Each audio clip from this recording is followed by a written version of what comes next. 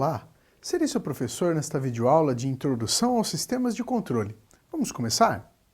Os temas desta videoaula serão Introdução aos Sistemas de Controle, Controle Automático de Processos. Os sistemas de controle, eles remontam de um passado não tão recente, onde a eletricidade nem mesmo era tão utilizada. Tudo começou com a máquina de James Watt. Watt é uma unidade de medida de potência. Então, já há de se perceber que James Watt era um cientista lá dos primórdios da eletricidade. Então ele cria uma máquina que faz o controle da pressão do vapor. Na época onde as locomotivas, por exemplo, trabalhavam a vapor. Tudo isso muito antes da eletricidade. Então James Watt acaba sendo o pai dos sistemas de controle. Por quê? Ele cria uma máquina para fazer controle da variável que se tinha na época, que era a pressão do vapor, e com isso ele conseguiu controlar todo o sistema de uma locomotiva. Portanto, quando nós falamos de sistemas de controle, nós estamos falando em controlar um processo. Não necessariamente isso precisa envolver eletroeletrônica. Claro que, nos dias atuais, com o advento de tanta tecnologia, isso se dá de maneira muito mais simples quando nós utilizamos circuitos integrados, microcontroladores, CLPs. Mas a ideia de você controlar um sistema está atrelado a você fazer um bom uso das variáveis. Ou seja, digamos que eu quero climatizar um ambiente, por exemplo, através de um ar-condicionado. Então, nessa aplicação já há necessidade de um controle de sistema. Por quê? Não basta que eu apenas jogue ar frio nesse ambiente. Eu preciso fazer o controle dessa variável que é temperatura. E que controle seria esse? Eu preciso fazer uma medição do local, da temperatura do local. Eu preciso ter uma referência de temperatura, que seja a temperatura que eu quero atingir, que nós chamamos de set point.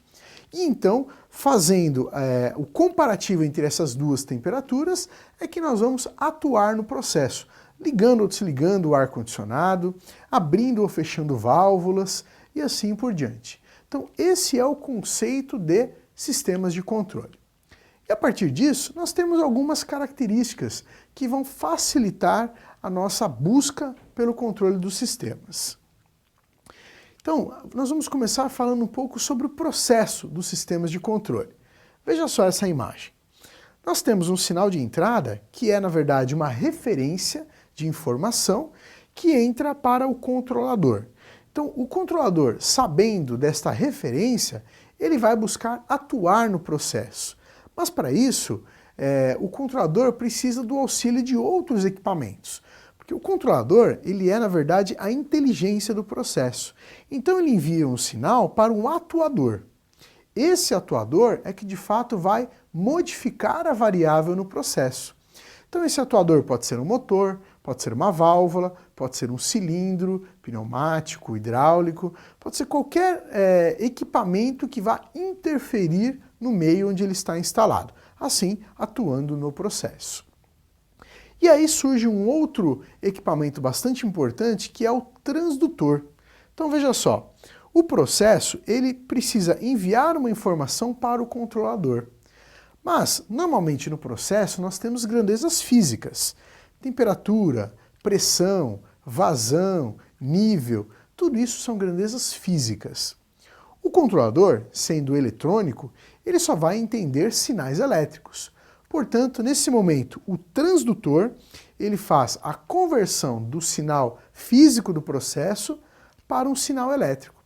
Esse sinal elétrico vai para o controlador e então é enviado para um indicador que demonstra qual é a temperatura, qual é a pressão naquele momento no processo. Portanto, o transdutor é fundamental para os sistemas de controle para que ele possa transformar um sinal físico num sinal elétrico para ser controlado ou até mesmo indicado. Agora vamos para um outro conceito muito importante no controle de sistemas, que é a arquitetura de malha aberta ou malha fechada. O que vem a ser isso? Bom, veja esse exemplo. Em malha aberta, nós vamos definir um set point, ou seja, um valor que eu quero atingir na minha variável, e esse set point vai ser utilizado pelo controlador. Ou seja, o controlador vai tentar controlar uma variável dentro desse valor de set point. No nosso exemplo do ar-condicionado, o set point é a temperatura que nós desejamos. Por exemplo, eu quero que a sala tenha 25 graus. Então, eu defini o meu set point. O controlador vai trabalhar com essa informação. Ele vai tentar manipular a temperatura, sempre mantendo nesse valor do set point de 25 graus. Desta forma, o controlador envia um sinal para o atuador, que por sua vez vai atuar no processo e vai enviar uma informação para o transdutor, e então nós vamos indicar essa temperatura. Esse é o processo de malha aberta. É um processo contínuo. Perceba que as etapas são uma após a outra. Agora, o outro processo que nós temos é da arquitetura de malha fechada. Veja só o que acontece agora. Nós indicamos um valor de set point. Esse valor de set point, ele é enviado ao controlador e, assim como no processo acima, é enviado para o atuador, que atua no processo, que envia um sinal para o transdutor, mas olha só a diferença. Agora esse valor do transdutor, além dele ser indicado, ele retorna para o controlador. Na verdade, nós temos aqui o que nós chamamos de detector de erro, que é esse círculo, que faz a diferença entre o valor de set point e o valor atual medido pelo transdutor. Ou seja, eu tenho aqui um processo de realimentação. O meu controlador, além daquela referência de set point, ele tem agora uma referência de temperatura atual. Então ele pode fazer a diferença e conseguir controlar melhor a variável, no nosso exemplo, temperatura. Portanto, os sistemas com malha fechada, que possuem uma realimentação, conseguem sempre controlar de maneira mais precisa aquele sistema, porque agora eles também estão controlando qual é a temperatura atual, além de apenas a temperatura de referência. Vou dar um exemplo prático para vocês de um sistema de controle. Vamos imaginar aqui um sistema de trocador de calor. Então, aqui à esquerda está um processo manual, ou seja, nós temos uma serpentina. Nessa serpentina nós vamos aplicar o vapor, e essa serpentina vai aquecer uma água que está entrando fria e que vai sair aquecida. Tudo isso é feito manualmente. Nós temos ali uma válvula que faz o controle da vazão do vapor, que então vai controlar a temperatura que será aquecida essa água.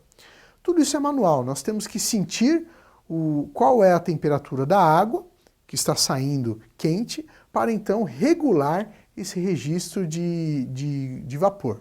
Bom, se nós quiséssemos esse sistema mais automatizado, nós aplicaríamos um sistema de controle. E então nós teríamos esse diagrama que está demonstrado à direita. Veja só, nós continuamos tendo ali a serpentina, né, que faz a entrada da água fria e a saída da água aquecida, mas agora essa saída de água aquecida nós vamos levar para um controlador de temperatura que vai, além de indicar essa temperatura atual da água aquecida, vai também tentar deixá-la numa temperatura pré-definida pelo set point. Isso tudo só é possível porque o controlador vai atuar numa válvula de controle, ou seja, uma válvula automatizada que, ao receber um sinal elétrico do controle, passa a abrir ou fechar o vapor que vai para a serpentina. Então assim nós estaríamos aplicando um sistema de controle nesse aquecimento da água e automatizando esse sistema. Então essa válvula de controle é um item essencial. Ela precisa trabalhar em conjunto com o controlador. Então o controlador ele vai gerar um sinal elétrico, esse sinal elétrico é interpretado pela válvula e a válvula vai fazer o papel do ser humano. Nós regulamos o registro, né, um pouco mais, um pouco menos, conforme o nosso tato. Então essa válvula vai fazer exatamente isso, e com muito mais precisão, porque nós podemos abri-la, por exemplo, a 17%, a 25%, qualquer que seja a necessidade de abertura ou fechamento dessa válvula, é o controlador que vai enviar um sinal elétrico e então fazê-la operar automaticamente. Isso tudo cria a automação no processo. Então a válvula seria o elemento atuador no processo e o controlador seria o sistema de controle, a inteligência que vai fazer a gestão desse processo. Nós separamos um link para você conhecer mais sobre o assunto desta videoaula. Não deixe de acessá-lo em seu ambiente virtual. Este link traz um curso de sistemas de controle. Então, ele vai te dar uma introdução sobre a história e sobre as diversas características iniciais dos sistemas de controle. Bom, pessoal, espero que esteja claro o assunto Introdução aos Sistemas de Controle. Caso ainda fique alguma dúvida, assista novamente esta videoaula. Até a próxima!